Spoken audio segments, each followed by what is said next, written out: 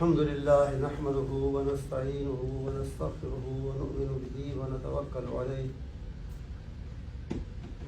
ونعوذ بالله من شرور أنفسنا ومن سيئات أعمالنا من يهده الله فلا مضل له ومن يضلل فلا هادي له وأشهد أن لا إله إلا الله وحده لا شريك له وأشهد أن محمدا عبده ورسوله صلى الله عليه وعلى آله وأصحابه وسلم أما بعد فإن خير الحديث كتاب الله وخير الهدي هدي محمد صلى الله عليه وسلم وشر الأمور محدثاتها وكل محدثة بدعة وكل بدعة ضلالة وكل ضلالة في النار رب اشرح لي صدري ويسر لي أمري واحلل عقدة من لساني يفقهوا قولي أعوذ بالله السميع العليم من الشيطان الرجيم من همزه ونفخه ونفثه يا أيها الذين آمنوا اتقوا الله حق تقاته ولا تموتن إلا وأنتم مسلمون. All praise be to Allah and peace of Allah be on Prophet Muhammad sallallahu alaihi wasallam, the last of the prophets. The ayah, the verse of the Quran which I have just quoted, addresses Muslims, believers. Allah addresses them and says, Ittaqullah haqqa tuqatih. Have fear of Allah as He deserves to be feared. وَلَا تَمُوتُنَّ إِلَّا وَأَنْتُمْ مُسْلِمُونَ. And your death should come only when it sees you and finds you as a Muslim, as a believer, as someone who has submitted himself to Allah. Now this taqwa, which is usually translated with the word fear, you must remember that it's not an ordinary type of fear. It's a type of fear, it's a kind of fear which has love of Allah also in it or behind it, which has respect of Allah and His commandments. So the total of fear, love and respect is taqwa. And this taqwa, the main function and a very important function of this taqwa is that it helps us to enact the commandments of Allah, to act upon the commandments of Allah and to avoid what He has forbidden for us. That is its main function and that is its main use. And it's so important in Islam, so important in Quran and Sunnah, that it has been emphasized again and again. Its importance has been emphasized again and again, both in the Quran and the Hadith. There are many verses, many traditions, many ahadith of the Prophet ﷺ in this direction. I will quote just a few. First of all, Quran is a book of guidance, no doubt. But its guidance is useful for whom? Hudan lil muttaqin. It benefits those who have taqwa, the muttaqin. Those who fear Allah, respect Him, love Him.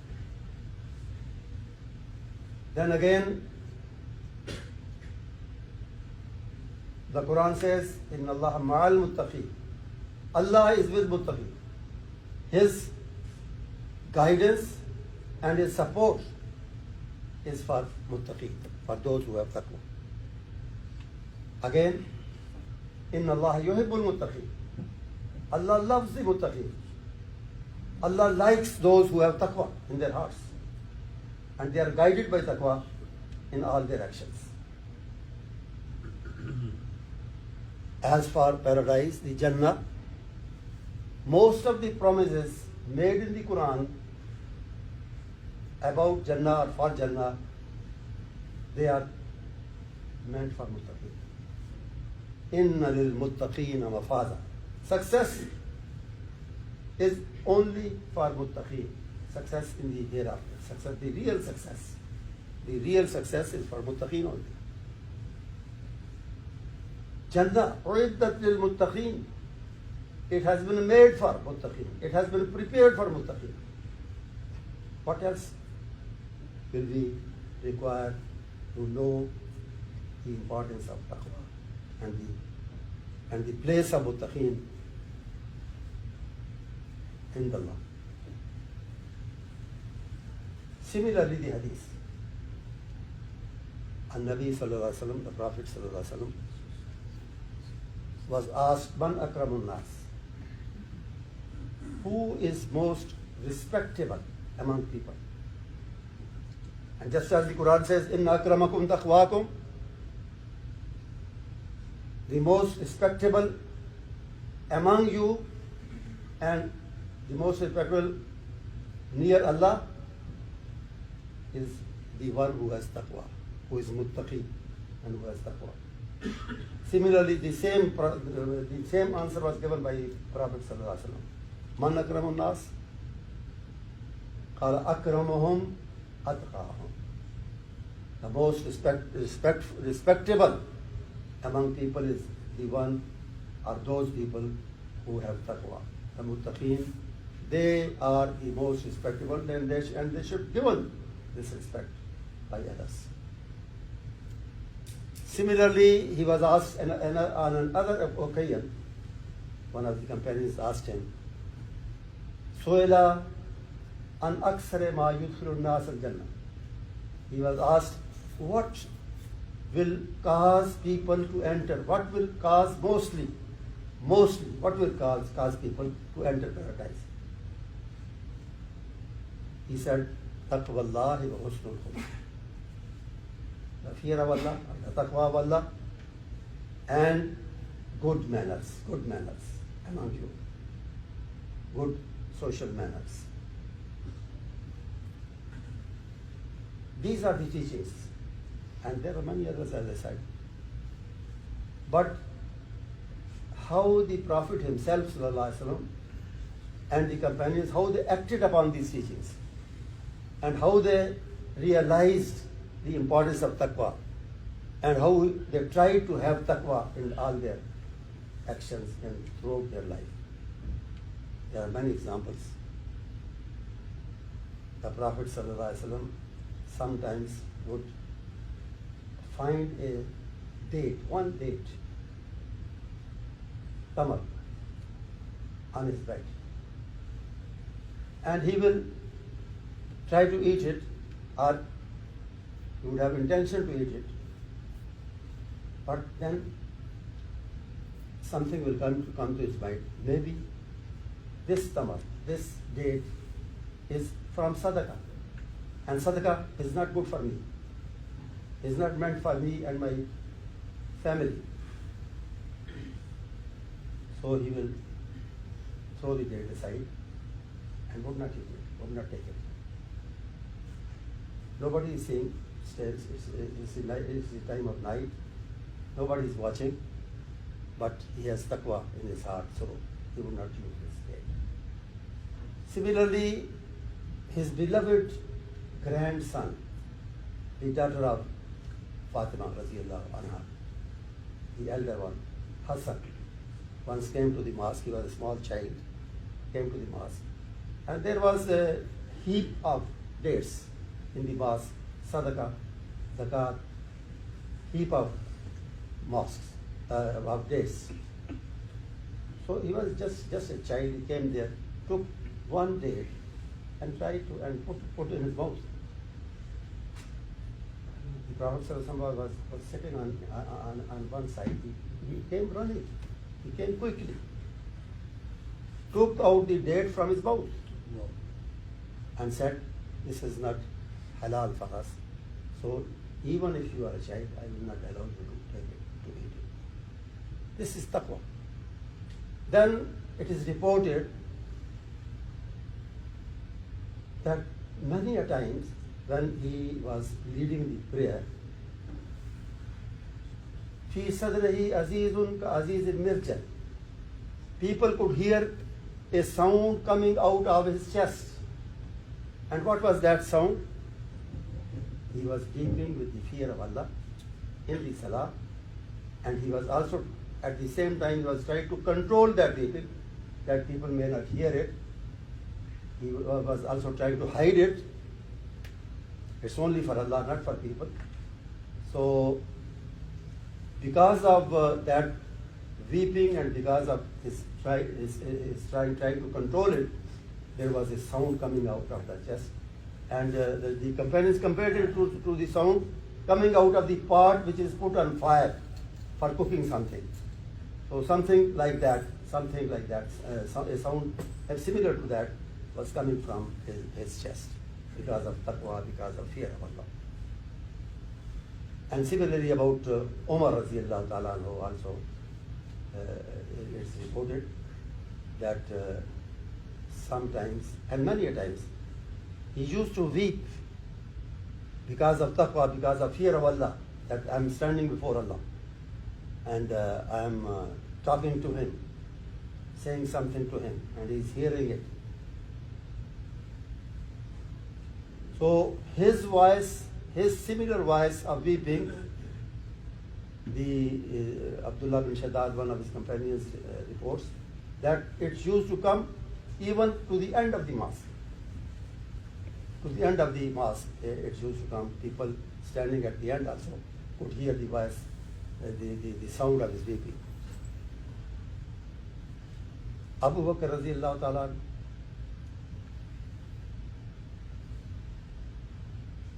he was served, he was given some food by his servant, which was brought by the servant from outside. He started eating it. But suddenly the servant said that it has come from such and such source. And Abu Bakr thought that the source was not halal, the source was not good. So he left taking or eating that food.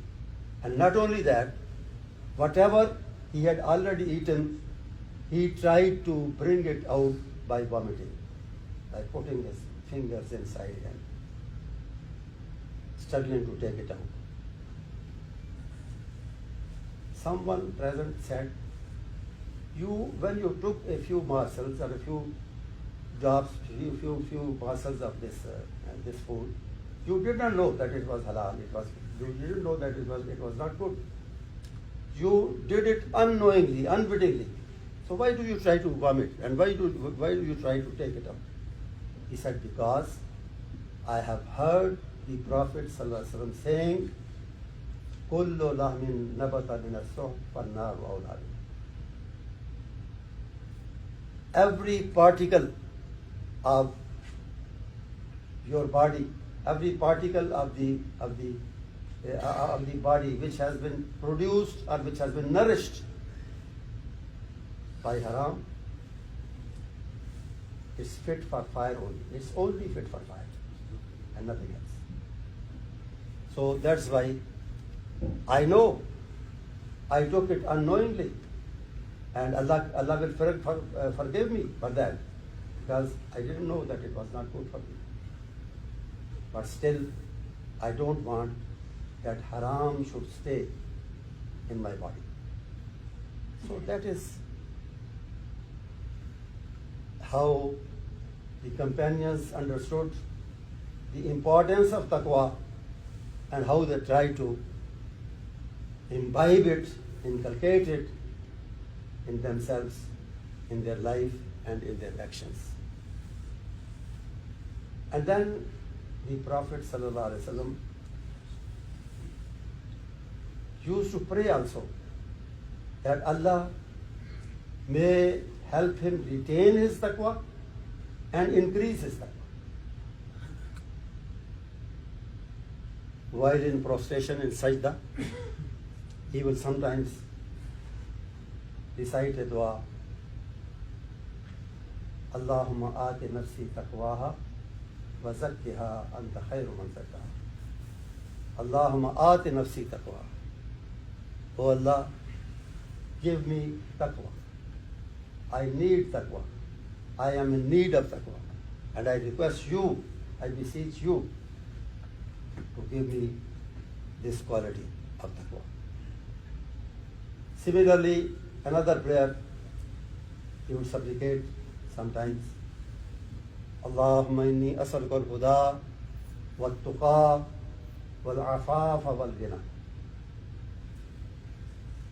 My Allah, oh Allah, I ask you for guidance and for taqwa, and you help me to pass a chaste life, a pure life, a good life. So taqwa is something which every Muslim should have and seek.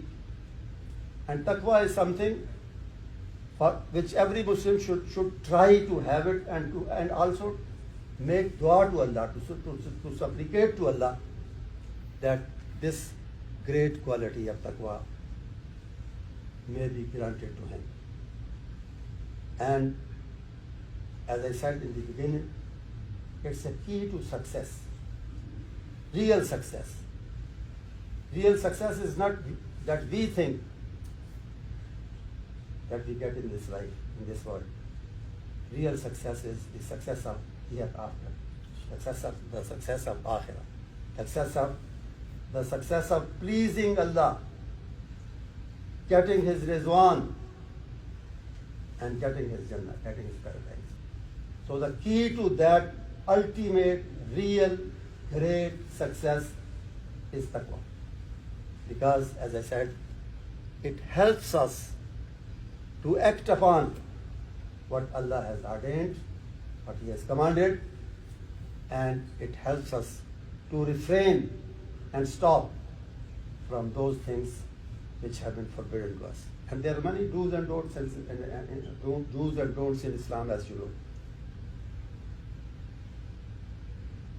Some of our actions are before the people. They can see them. They can note them, they can see them, they can watch them. Some of other actions are secret from people, hidden from people. In our homes, in our private life, in many places, there are occasions when nobody is watching, nobody can see. But if we have taqwa, then even at those times, we will try to avoid all those things which have been forbidden and act upon those which have been ordained and which have been commanded by Allah.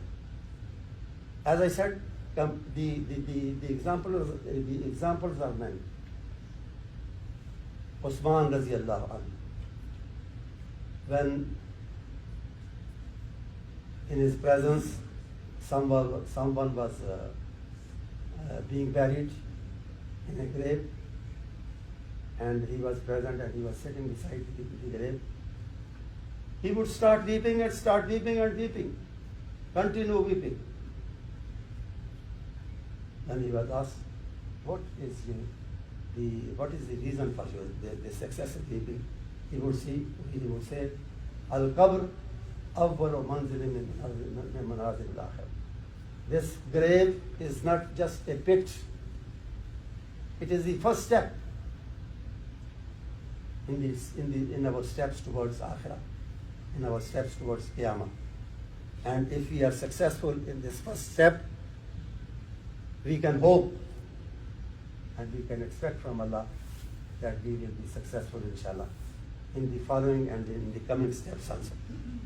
So he said, when I realize and when I remember that what can happen to a non-believer or to a bad person in grave and what can happen to him afterwards, I just cannot control my tears. And those tears were only because of taqwa and because he feared Allah. And this is the way of the Prophet himself. This is the way of the companions. And we should learn a lesson from all this. And the lesson is that taqwa is the main consideration, or should be the main consideration of a Muslim, and he will try to have it in his life day and night, day in and day out. He should have taqwa so that he is guided towards good actions and he refrains from bad actions. May Allah give us taqwa and help us to have it throughout our lives. And may He help us also, as He said, La tamutunna illa wa antum muslimun, that we, when we meet death, we are Muslims. And who is a Muslim? I indicated shortly, briefly in the beginning, that a Muslim is someone who submits himself to Allah. Islam is submission. Islam is acceptance of Allah's will. Islam is acceptance of Allah's commandments. That if we are a believer, then we should accept His commandments. Ma kana li mu'minin wa la mu'mina idha qadallahu wa rasuluhu amran an yakuna lahum al-khiyaratu min amrihim. It does not become a Muslim, a believing man or woman. It's not fit for a believing man or woman that Allah has decided one thing, that this should be done in this way. This action should be done in this way. And the believer, he has another choice. He starts looking to other choices that I can do also. I can act this way and that way and that way. No. Whatever way has been ordained and decided, a Muslim woman or a man or woman, a believer, should follow it. So the meaning of La tamutunna, La tamutunna illa wa antum muslimun, is that when we will have this attitude of submission always, that whenever death comes, inshallah it will find us a Muslim. And if we forget that, God forbid, Allah forbid, if we forget that, suddenly death comes, finds us a person who is not submitting himself to Allah, then it will not be good for us. So I pray that Allah may give us taqwa and Allah may take away from this world and give us death only when we are Muslim. And before closing, I would like to thank you all, and particularly our respected Sheikh, Sheikh Abdul Munim, for giving me the opportunity to talk to you and to meet you. Thank you very much.